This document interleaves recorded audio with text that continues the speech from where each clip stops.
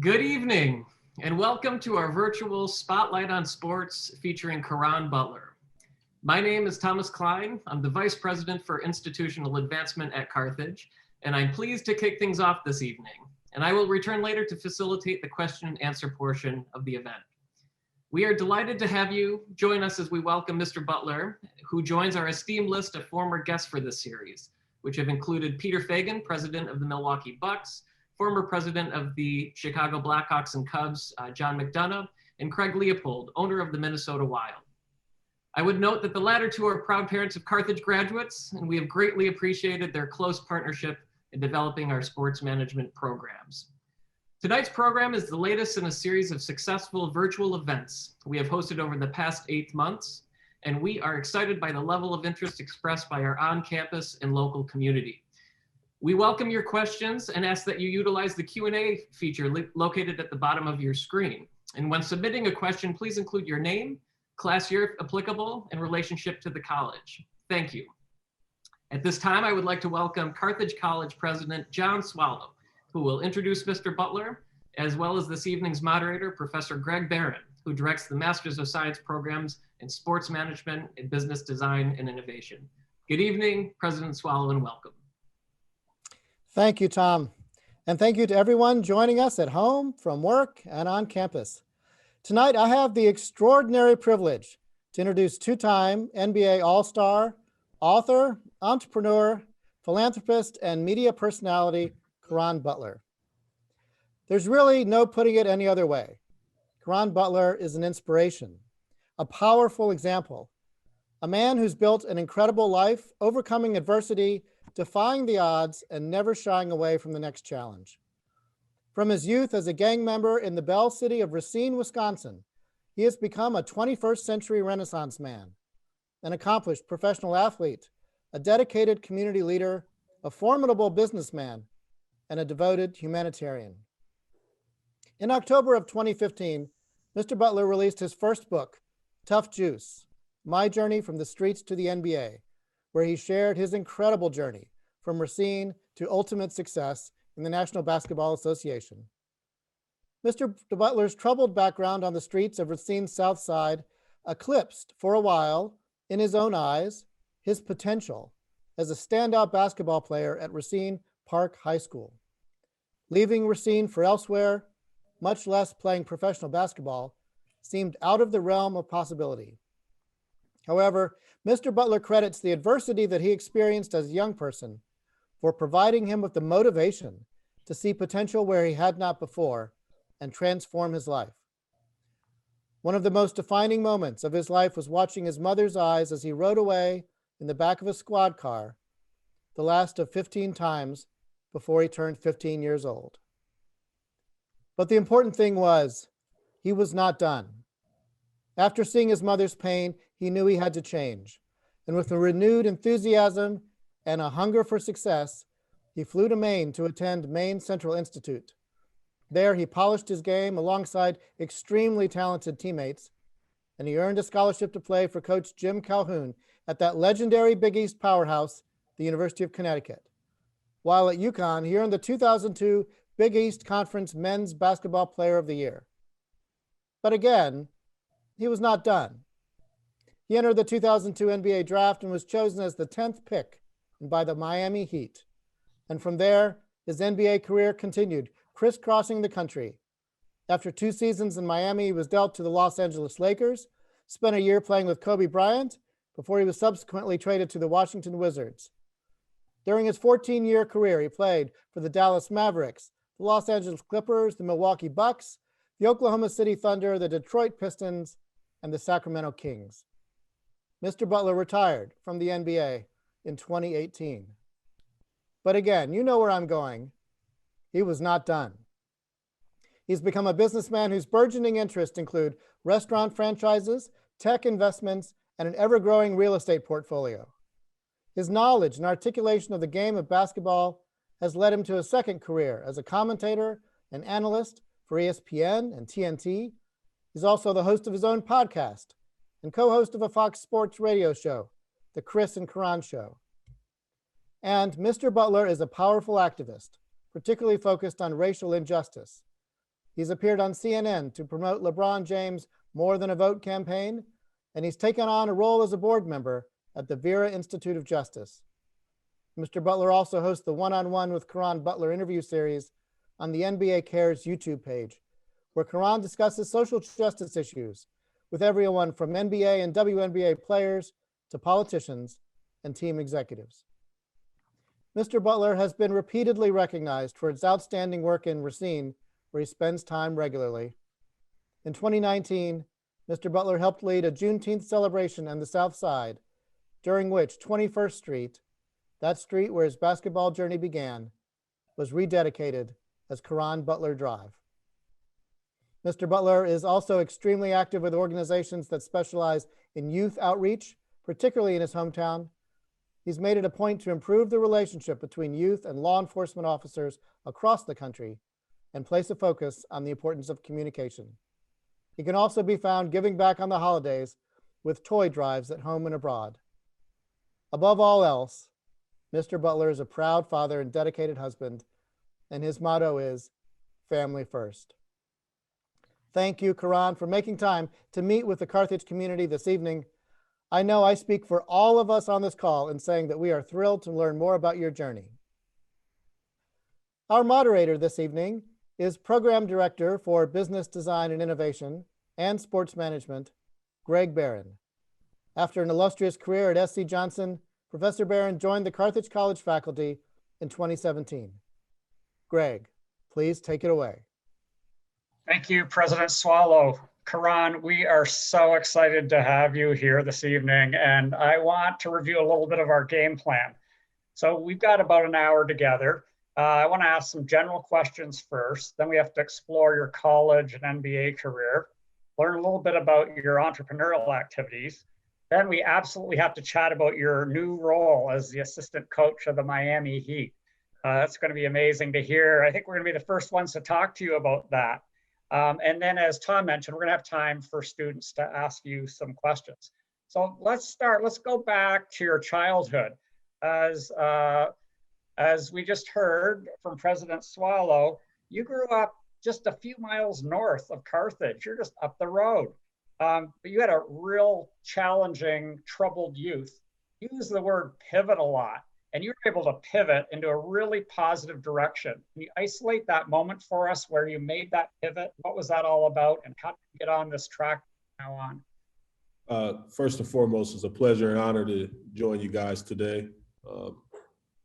Yeah, I think about, my childhood, and I think about growing up in Racine, Wisconsin. I think about the strong women that I had in my life, my mother, my grandmother, my aunts, Amy, Tina, Kathy, Clarice, all of them. And then also I think about the mentors and the male figures that I had that suffered from trauma and recycled behavior that went down the wrong path. Sometimes wasn't it their fault? Sometimes it was this bad choice making in the moment that led to them being incarcerated, and that trauma being passed off to me as a youngster, as a teenager. And then that became my recycled behavior, which led to me going to, the Taylor home, and then eventually Ethan Allen and all these different things. It was tough, it was tough. My observation and my experiences as a teenager was extremely tough, but I was able to address my traumas. When I was in Ethan Allen and I got sentenced to over a year, I was able to have alone time with myself. And what traditionally happens is you continue to point the finger at other people when you're in, your darkest moments. You blame other people on why they're not helping you more, or why I'm in this situation. And my biggest thing was to look at myself and see what can I do differently. Now, we all know that there's systemic issues that do exist, for the Black and brown community, has been that way for centuries, but it was something that I wanted to identify some of the problems that I had from within. Was I trying to be the best version of Caron Butler that I possibly could be? I wasn't, so that was something that I had to address head on. And, being in Ethan Allen, made me do that. So Caron, you mentioned a number of people who were really there for you at that challenging moment in your life. Right now, who do you look to for inspiration and mentoring? For mentoring, I look for people that I've idolized, that I was growing up idolizing, watching from afar, from Percy Miller, AKA Master P, to, Russell Simmons, to, Raymond Brothers, who's been my longtime mentor, my lawyer, my agent.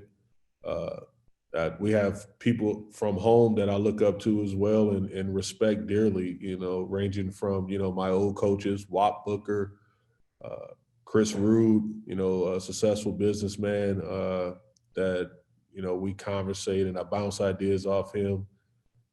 Jeff Neubauer, the list goes on, so many people that I developed relationships with over the years.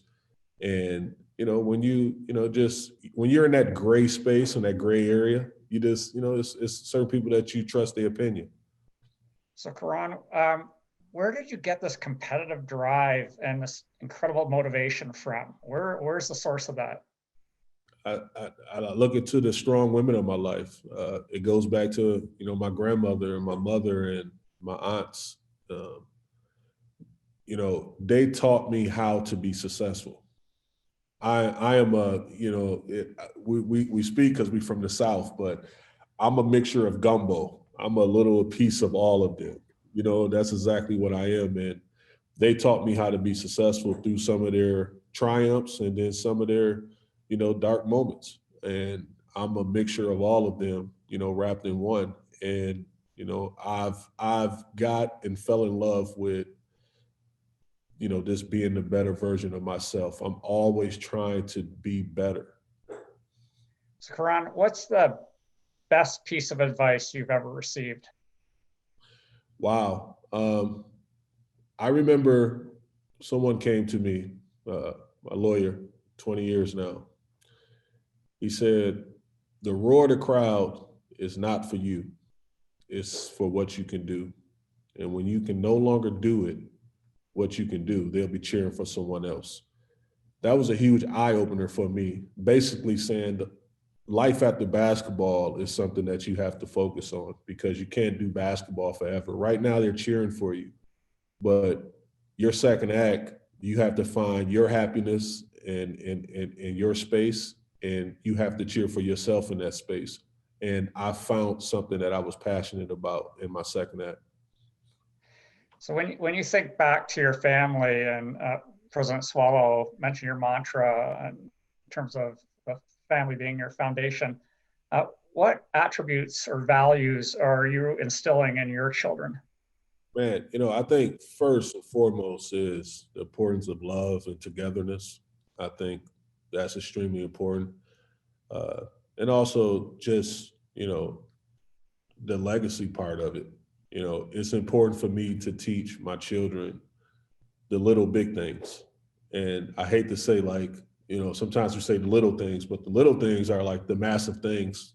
They're the most important things that you can teach them, having empathy, making sure that, you're taking care of one another, the importance of balance in your life, mental stability, talking and seeking out information and not being afraid to sharing that information. That's extremely important. So how do you handle stress? You've had a lot of stress at different points in your life. How do you find strength from within to handle the stress? That's a great question. I meditate a lot. I do yoga. I do all those things. And then that's where mentors are extremely important. You got to have people that have a real broad observation of the world where they're able to, really give you an educated perspective.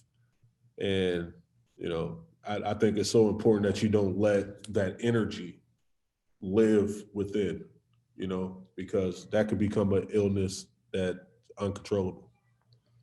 So Caron, we've been reading about your all the volunteerism, your philanthropy, all the organizations that you're involved in. What draws you to these organizations that you've been so instrumental in leading? Well, I think about resources and I think about what we grew up without. And I just try to provide and, join forces with people that have the same type of mindset for community and togetherness as we do, as a family. And, you try to provide those resources. I think it's so important that we try to heal as much as possible now, especially in this climate. Okay, so let's move on. We're moving past Park High School now. Can you talk a little bit about your college experience at UConn, playing for the Huskies?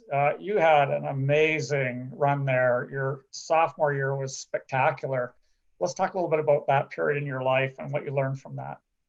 Well, I learned a lot about myself. My first year going there, I thought that I was just going to go and run through the ranks and eventually go to the NBA. But, it's a lot of things that you have to learn in the process. The fundamentals of the game, the importance of preparation, how to be a pro, balancing school. And Calhoun gave me all of that. Coach Dave Lato, who's the head coach of DePaul University, gave me all of that.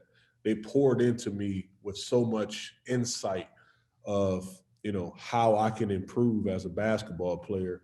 And, that second year, that sophomore season of mine, I hit the ground running because I was better because of the information I received from them.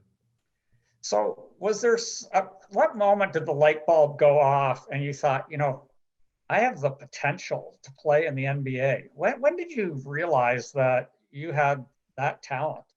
The light bulb went off when I was playing AAU basketball with the Brace Center. We was traveling the world. Nike had sponsored us, and I was seeing all these players that was like number 2, number 1, number 3 in the nation, and I was just like, I'm better than him. It was a humble brag, but it was like, I'm better than that dude. And I said, the only difference between him and myself, or them and myself, is the opportunities that they have, the resources that they have, and also just they are true to the craft. And I knew if I just became true to the craft and to the game, that I can surpass them at some point. So when you're at UConn, or even maybe before, how do you get into that pregame mindset? Did you have any routines? How did you get yourself all psyched up for big games? So I always ask you guys this, in our last session we had, you want the PG version or the rated R? And the rated R version is that I think about everything that my family, that I have been through. I take all that energy, good and bad, and I found the way to control it, bottle it up, and let it all out on the basketball court. And it's become my therapy. So before every game, that was the juice that got you going. Yeah, I thought about all the things, good and bad, and I bottled it up and I went out there and just played with all that emotion. Before we move off UConn and get into your NBA career, I'm really curious, Caron, do you still keep in touch with friends or teammates from your years at UConn? Absolutely. Talik Brown, the assistant coach of UConn, I talk to him all the time. Kevin Freeman as well, John Salvi, Marcus Cox. Talked to Calhoun just 2 days ago when I got the job. He was someone that I leaned upon before I got the job to take the opportunity. I asked him all about coaching and went down that whole discussion in that path. Max Good, my prep school coach as well, talked to him. Kevin Ollie, former head coach of the UConn Huskies. Yeah, it's a brotherhood. It's a fraternity for life. Renee Montgomery, she's a rising star in the media space, one of the best WNBA players. And I was just on her podcast this morning talking to her, another UConn alumni. But we stay together. We support each other on and off the court. That's what it's all about. So a great lesson for all the college students to stay connected with your roots through college. I want to move on to the NBA now. In your book, Tough Juice, my favorite part of the book is the section where you're waiting at the 2002 NBA draft. You're waiting for your name to be called. You know where I'm going with this. and Commissioner David Stern announces you're the number 10 draft choice after going to the Miami Heat. And then your mind just slowed down and you replayed your whole journey. And it seemed like such a powerful moment. Is that what you remember most from that night? You know, I remember, so it's so crazy. We got a phone call. My agent, Raymond Brothers, got a phone call after the number 3 pick was taken. And he got a phone call saying that a lot of people felt that I wasn't worthy of the pick. I had too much baggage, all this stuff. I was talented, but I just had too much baggage. And if I was to get millions of dollars, like, this kid would just go off rail. And I just felt like in that moment that I wasn't going to get picked. And I was emotional because my entire family had drove to New York. I had a lot of people there, a lot of supporters, neighborhoods, everything. And as the list kept going down, you know, names start getting called and I just kept getting passed on. I kept getting passed on. And then with the 10th pick, the phone had rung and Pat Riley had told my lawyer that, hey, he next, we taking him. They actually took me. That was just a moment. Everything was in slow motion from that moment. It's like he was putting the phone in his pocket in slow motion. I was just playing out my life. I was just thinking about the grind and the struggle and what it took to get to this moment. And it was an amazing feeling. So you played on 9 teams. So you're bopping around a lot over your career. What was your strategy when you had to adapt to a new team, a new city, and new performance expectations? How did you handle that? Well, you know, here's the thing. I'm connected to everything. Like, as a business mind, you have to understand you have to be connected to everything but attached to nothing. And that's the heartbreak of the NBA. You know, you can be in one city one day and go on the next. So I learned that. And the reason I learned that because of my introduction to the NBA, where I was playing for the Miami Heat. I come back off a trip from Antigua. I'm walking in the airport and I'm looking, and all of a sudden I see myself getting traded in real time. Came out of nowhere. I didn't know Shaquille O'Neal coming to Miami. I think that I'm actually going to play with him, but I'm actually getting shipped out for him to come to Miami. That was my introduction to the business of basketball. So from that moment on, I never got emotionally connected or attached to organizations. I did my work, I was professional, but ultimately I was just trying to make sure that I was creating an amazing living and lifestyle for my family. Hey, Caron, looking over the course of your career, there were some moments where you had some real serious injuries and got sidelined, and it looked like they might have been, a couple of them, career ending. How did you power through these injuries and just get back up and just continue to play great ball? Every time that I had a significant injury, and I had four or five knee surgeries, I had patella ruptures, meniscus tears, plantar injuries, shoulder popped out of place, elbow fractures, bone spurs, you name it. I've been through it. And every time I used to tell doctors and organizations, you know, y'all wasting y'all time running MRI checks because y'all looking at my knees and y'all looking at my elbows and all the part of my bodies, but y'all should pay attention to my heart, because my heart is the biggest muscle on this body. And my heart is telling me that I'm going to play and get over 15 or 12, 15 years in this league, and I'm going to play at a high level. And I just got great organizations that trusted that confidence. They waived all my physicals, you know, when I was in the NBA. They never said, all right, he can't come here unless he take a physical. They always waived the physical because they trust that I was going to be a professional. Okay, so I think it was in the stories that I learned about one of my favorite parts of your whole leadership is when you were injured, the incredible leadership that you displayed from the bench. What were you doing? All these players talk about when you were sidelined with injury, the power of your leadership from the bench. Yeah, you know what? I was just always conversating, always putting myself in those moments, in those situations, finding a way to be an asset to the ball club. See, what happens is, you know, with true teams, you find a way to have your fingerprints on the success of the team. And then what happens on bad teams is that when it's not about you no more and you're not a part of the mission, you try to remove yourself out the equation. That was never the case with me. When I got injured, I knew that the mission was to win the championship in 2011, and I stayed all hands on deck.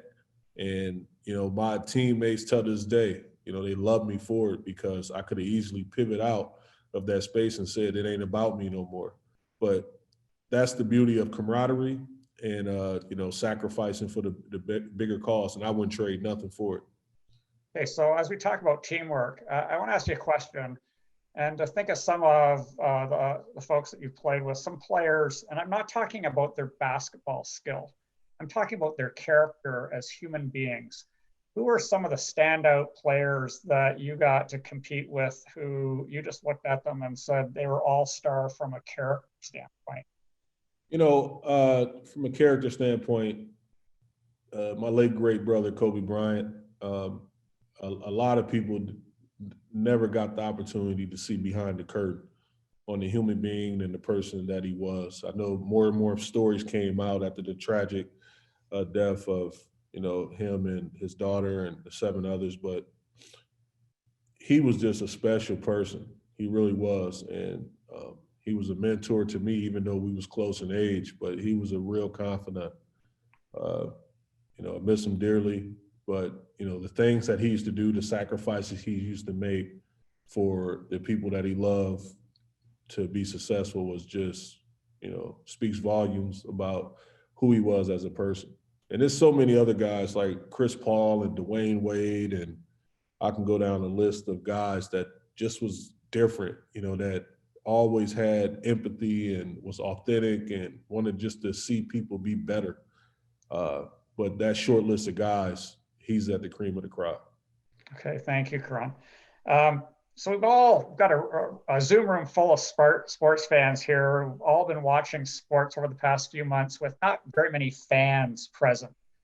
How important was the fan experience to your performance?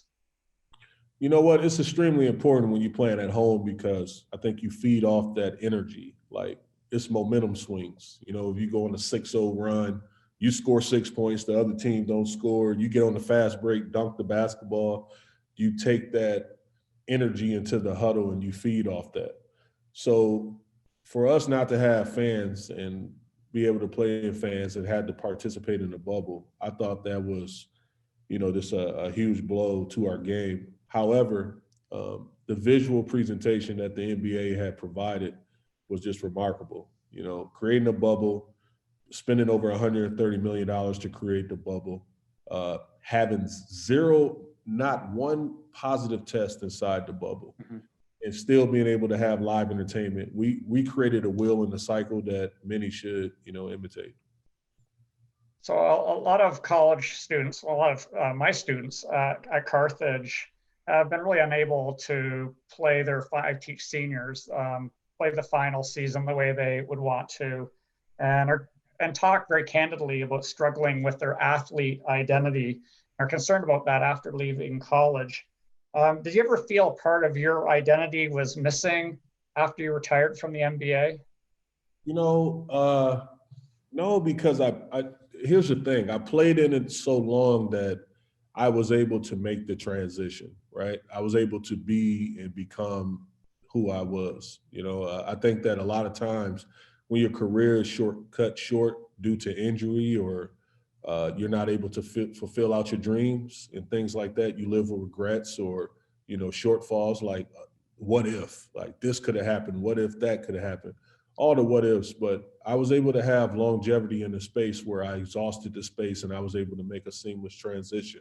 However, I've had friends and I had loved ones and I've seen young players, that go through that process of, struggling to find what their identity is outside of, what they do, and what they do is, play a particular sport, but that's not who you are. That's the talent and the gift that you have, but you cannot let that consume you. You have to find out, deep down inside, what your niche will be in life, because everybody has second acts.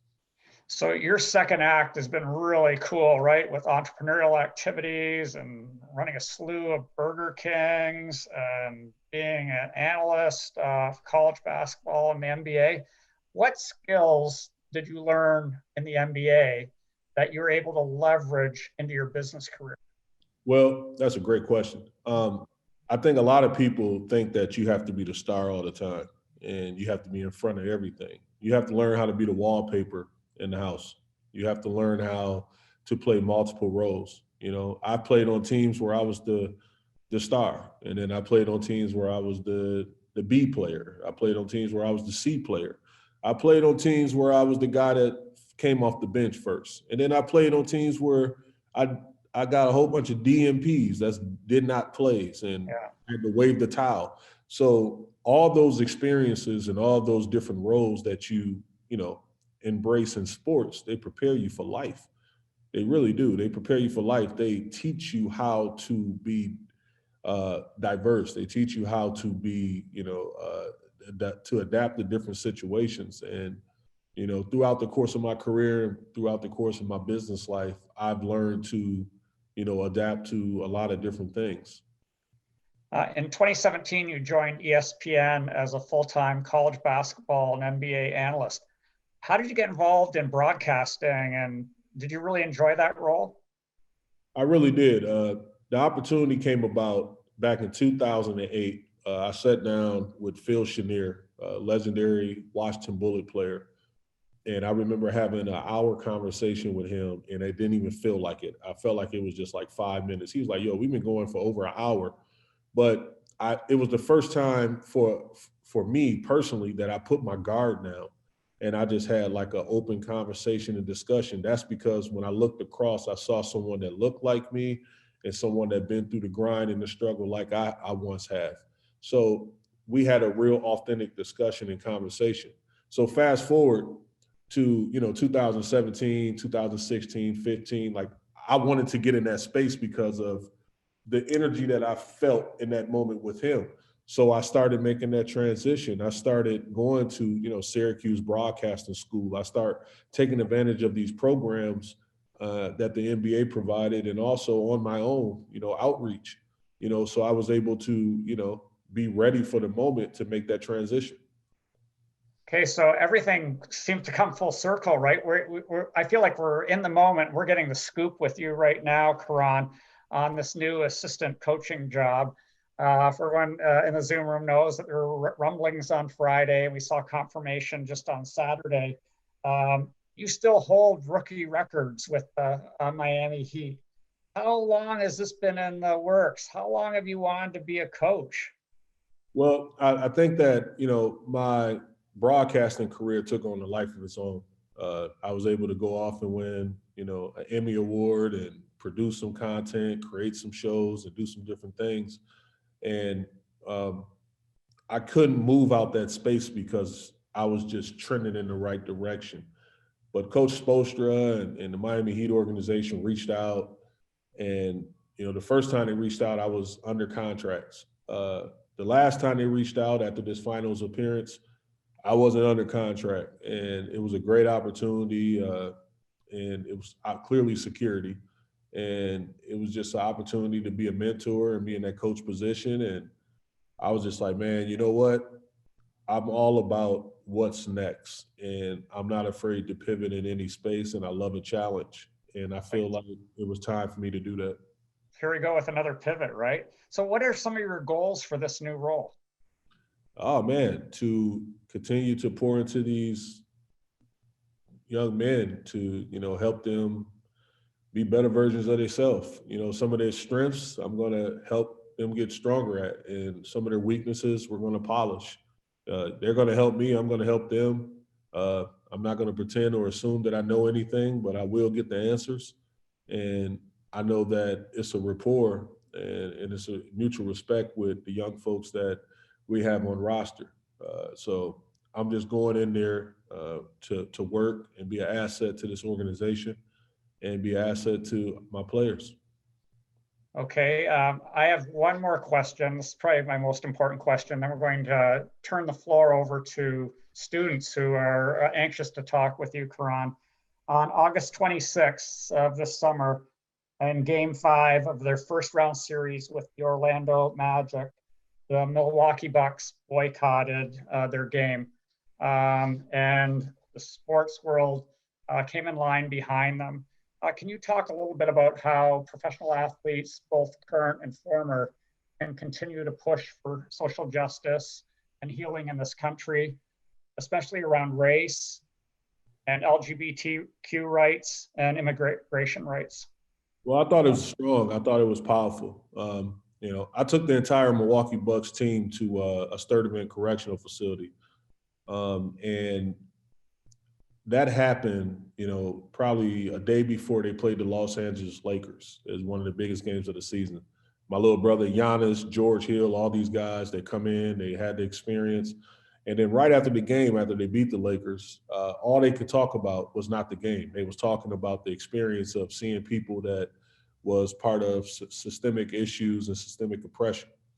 So fast forward to the moment, Lieutenant Governor Mandela Barnes, I've always been in contact with him, someone who's been great for our communities, huge advocate, standing on the right side of justice. George Hill had reached out to him, felt like the Milwaukee Bucks had so much on their shoulders, you know, with what happened in Kenosha with Jacob Blake. And they just felt like this was the time to stand on the right side of justice. And they issued a statement, and the Bucks just sent shockwaves throughout the sports community and just in the world as a whole.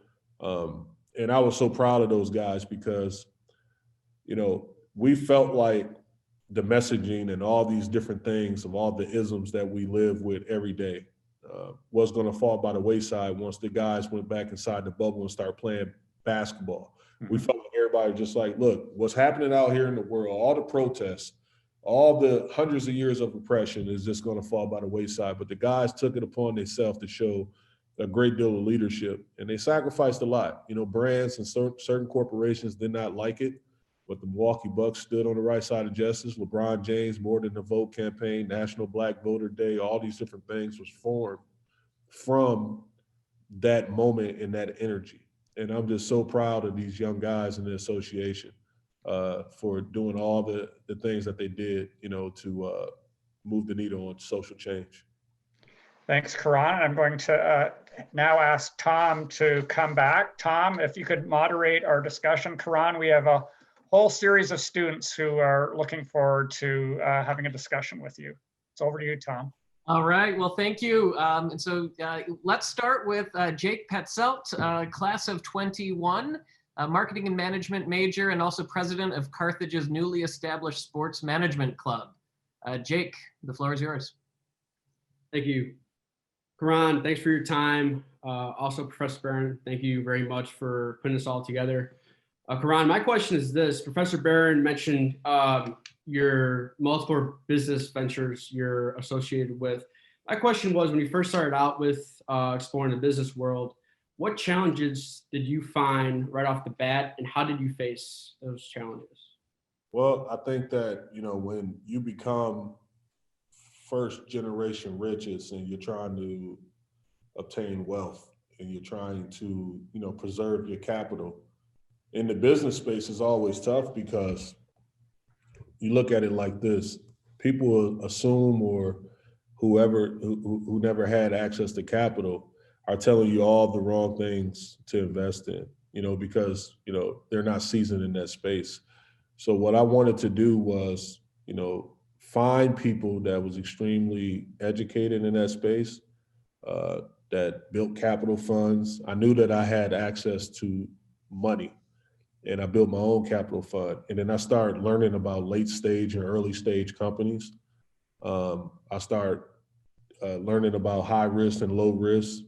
I started learning about the importance of cash flow, you know, having your IRAs and having rollovers. And it was just like class was in session, you know. So as I was playing the game and doing my film study and applying all my energy in the X and O's of the game, I was also, you know, doing my film study on my portfolio and how I can generate cash flow for years to come. So that's what the process was like. It was fun. It was long, you know, it was highs, it was lows, you know, but it was more highs clearly than low moments. Thank you. Okay, let's go next to ERIN OTTO, class of 21, who's majoring in accounting and management. Hi, thank you, Mr. Butler, for being here and giving us this opportunity. I wanted to ask if there is one thing you could have told yourself that maybe a piece of advice or something that you wish you knew during pivotal like transition periods of your life, from maybe high school into college or college into the NBA, or even after retiring or now. Continue to ask questions and take advantage of your network and your resources. I think people, like I was always that person, you know, and I think we have like some of this, we're part of one now, right? But growing up, used to have like seminars and speakers and guest speakers would come, and you know, I think that people just wanted to hurry up and get to the next session or let the class end so you can go to lunch or recess or I don't know, whatever you had to do. And it was so much information in the past that I was just like, damn, I wish I would have asked that question, or I wish I would have got his contact or her contact. And now it's like I'm the most inquisitive person ever. You know, I ask so many questions, you know, because I want to be over-informed about stuff. And I think that that's something that we lack. You know, people don't want to show that bravery in the moment to ask questions. And sometimes it's because, you know, they feel like they probably know everything, you know, but I think that's extremely important to humble yourself and ask questions. Thank you. Yep. Okay, let's go next to Ronnie Onano, class of 21, mathematics major. Hi, Ronnie. All right, hey, Tom. So yeah, Caron, I had one question for you. Coming out of a season where we've had the NBA come up and stand strongly for activism in social justice, and we've had key NBA players and all other athletes across the platform step up. My question was, do you think it is paramount for all athletes to come up and stand up for social injustice or social activism around the world, or do you think it's okay for them to just sit on the sidelines, taking from you because you've been very, very active on your platforms, talking about racial experiences and the Black experience all across? I think it's important that you do what you're comfortable with to start off with, but at some point, you're going to have to get uncomfortable and you're going to have to do a little bit more. And you know, whether you have a large platform or a small platform, we all have resources, we all have, you know, connections, and it's important for us to have these conversations because our country is completely divided right now. If you look at the popular vote, it's split right down the middle.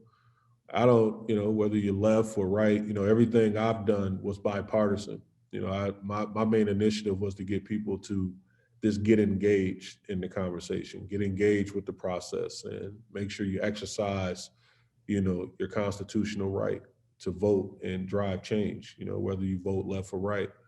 But I think it's important that, you know, we continue to make sure we maximize our platforms because we need it more so now than ever. I think it's a lot of things happening in these communities, in these neighborhoods. I think it's a lot of stuff happening in, you know, on the other side. You know, I stay out here and I'm in Palm Springs and I see division all the way across the board right now. And, you know, it's time for healing. And it's up for us, the people, to, as collectives, come together and do that and participate in that process. Thank you. Okay, let's turn next to the Q&A chat feature. Thank you for everybody submitting your questions in that way. So one question comes from Jordan Kadrowski, who's a graduate assistant at Carthage College for the men's basketball program. And Jordan asks, what is something that separates the great coaches that you've played for and worked with, and what makes a great coach? Communication. I played for a lot of coaches. I've been with 9 different organizations, and I feel like the best coaches are the best communicators, whether it's good or bad. They have a unique way of communicating where it's no gray area. I play with terrible coaches that, you go to the arena and you don't know what's going to happen. You don't know if you're going to play, if you're not going to play. You don't know what the system is, you're just out of it. And I think that the teams that have the most success have the biggest buy-in. And what I mean by that is that the players buy into something bigger than themselves because the coach has presented a formula or a mission that makes sense to everybody. And once you get that type of buy-in, I'm telling you, it takes the energy of the locker room and the performances take on a life of its own. Great, thank you, Caron. So let's go next to student Hannah SNEDECOR, sports management major, class of 2023. Hi, Hannah. Thanks, Mr. Klein. I really appreciate it. Caron, I want to thank you again for doing this for us. This is a great opportunity, and a round of applause for Greg Barron, Tom Klein, John Swallow, and the Alumni Office for putting this together. So thank you all so much for this opportunity. So my question for you is, how have your relationships with different sponsors changed throughout your transition from being a player to being a businessman? It's interesting because, it's like at first you don't know the importance of, equity and the process of that, having equity in companies and things like that.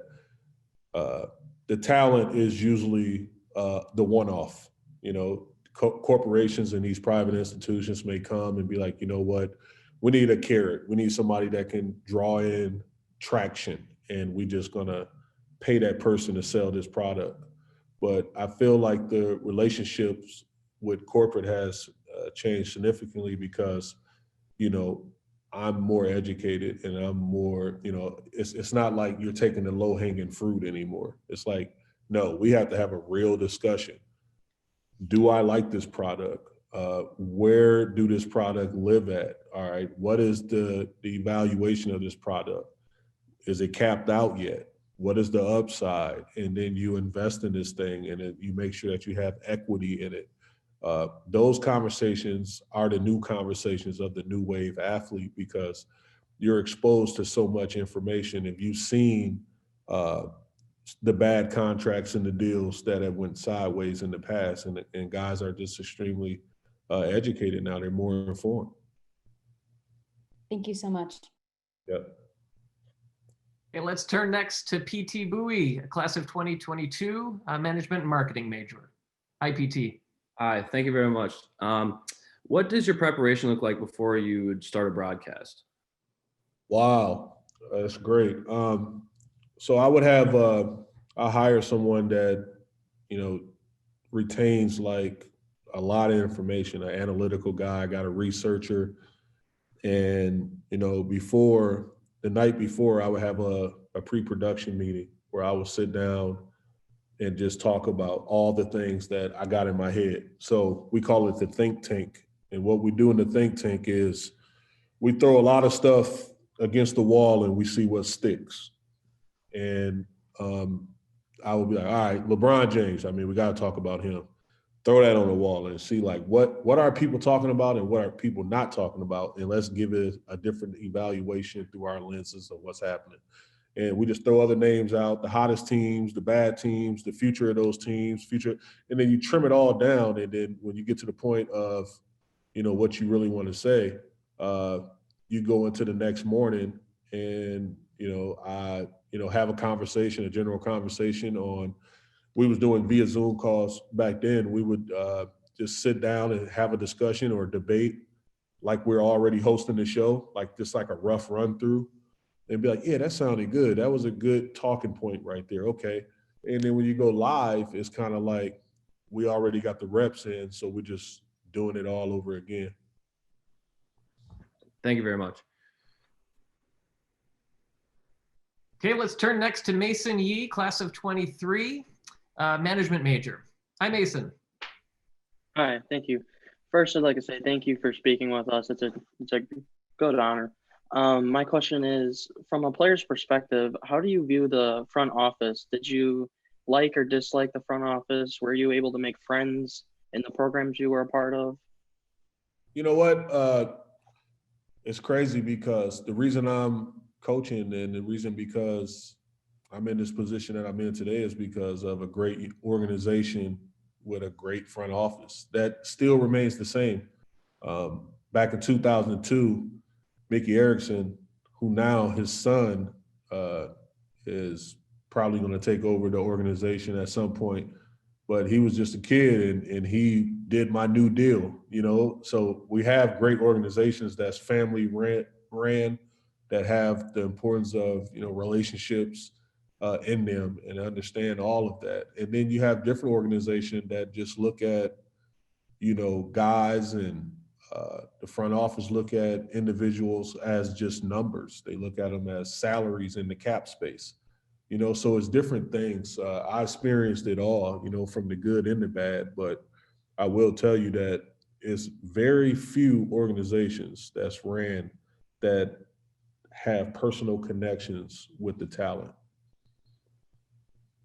Thank you. Yep. Great question. We'll turn next to the Q&A. This question comes from ERIN Tajnai, graduate of 2017 from Carthage, who's currently a school counselor at Horlick High School, which I believe is one of your old rivals, Caron. ERIN asks, what advice do you have for students that are in tough situations right now to find motivation in school? What kinds of things helped you pull yourself out of hardships in your life?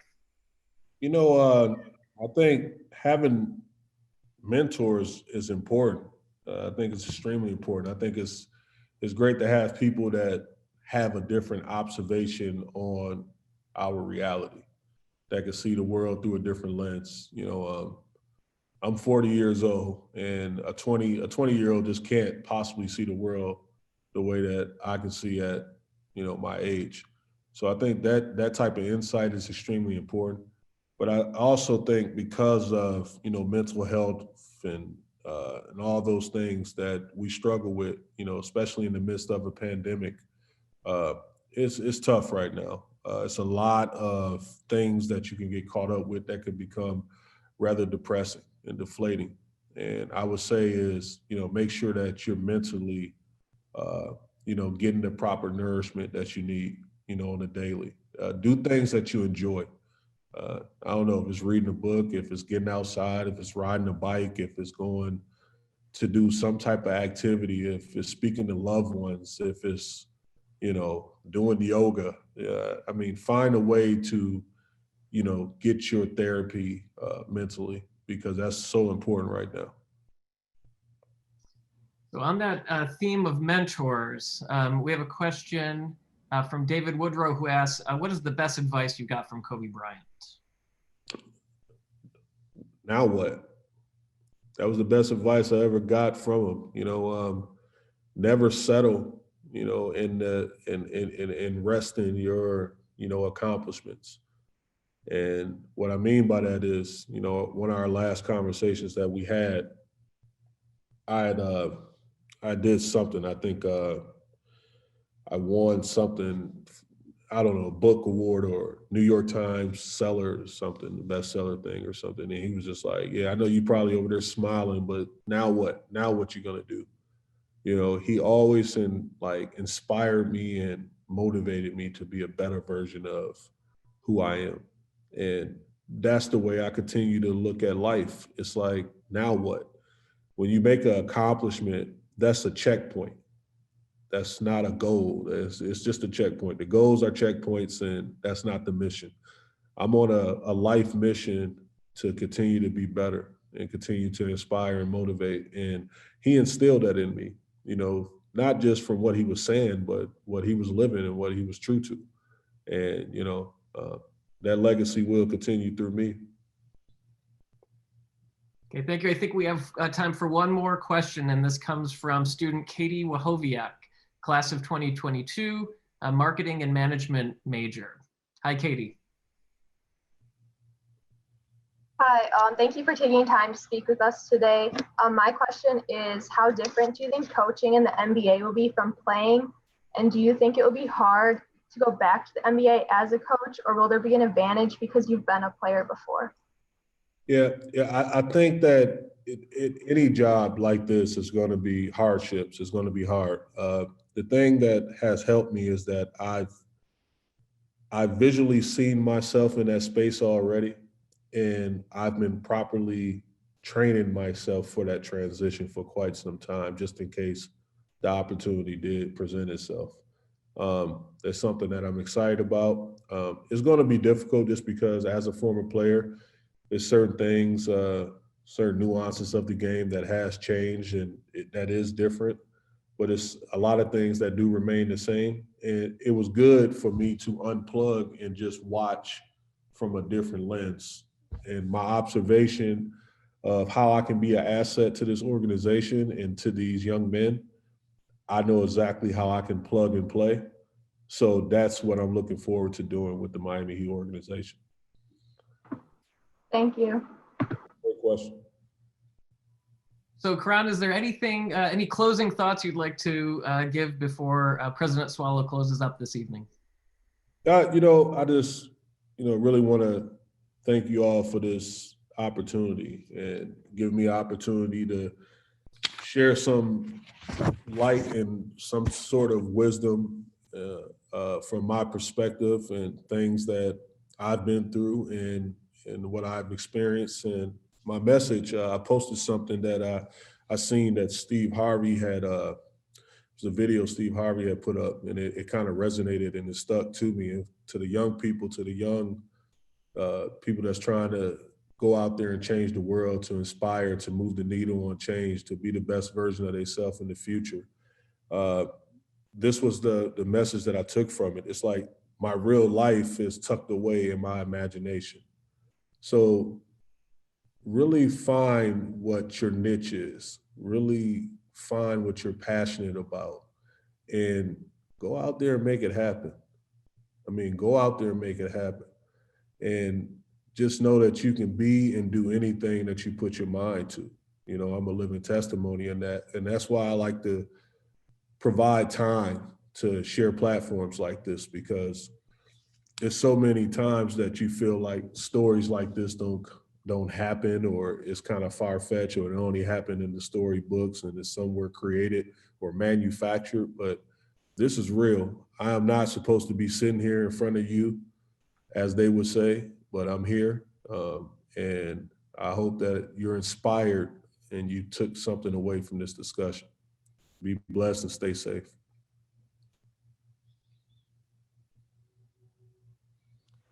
What a special evening this has been. Thank you, Caron. Thank you, Greg, and thank you to all of our students. What I'm taking away is that, yes, there's been a lot of light and wisdom shared tonight, and that our best selves really are tucked away in our imaginations. I'm going to go home and do some thinking about that. And I hope you all do too. I want to thank everyone who's attended today to hear Caron Butler, a truly remarkable speaker and friend of Racine. And I want to share with you tonight, before we announce this to the general public, that Carthage is bringing back the Business and Professional Coalition, led for so many years by former Carthage trustee Ralph Tenuta.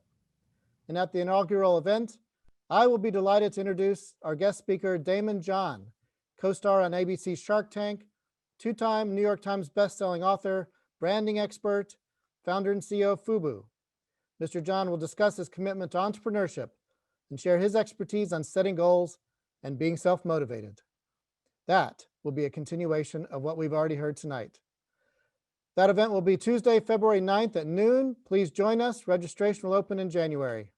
Thank you again. Good evening and good night.